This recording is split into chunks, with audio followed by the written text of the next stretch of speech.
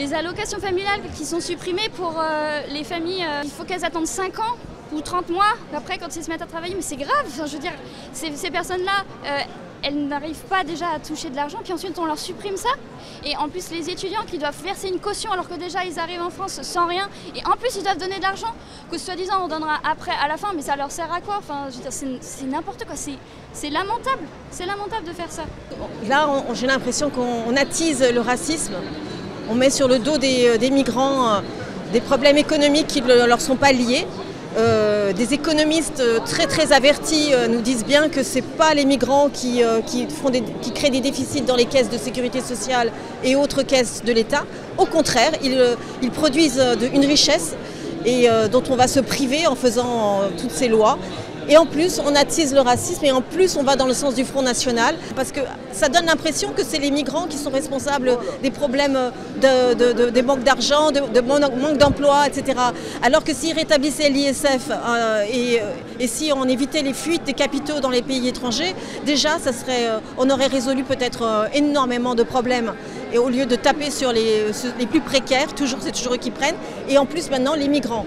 Franchement, c'est pas vers ceux-là qu'il faut se tourner, c'est vers les plus riches. C'est pas les immigrés qui sont de trop, c'est Darmanin et les fachos. Vous savez, il y a plus de 20 projets de loi sur les dernières décennies.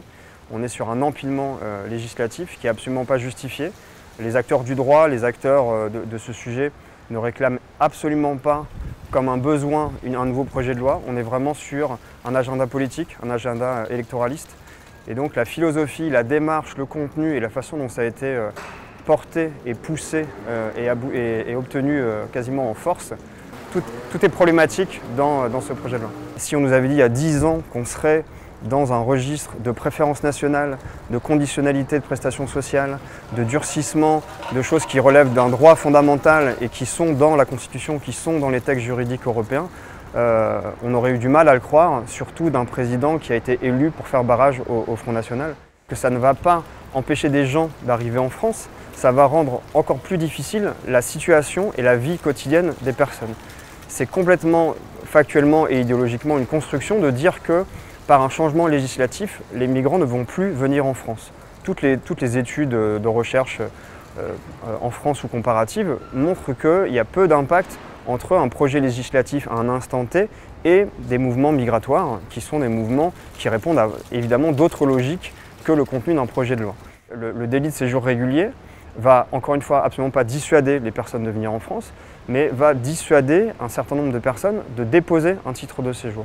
Donc quand sur le volet humanité de ce projet de loi, on met en avant une protection de ceux qui auraient vocation à rester en France, évidemment, ce n'est absolument pas ce qui va se passer. Ça va dissuader et ça va faire que des gens vont rester dans l'ombre et donc vont rester éloignés d'un principe justement d'intégration, de participation, de contribution à la société.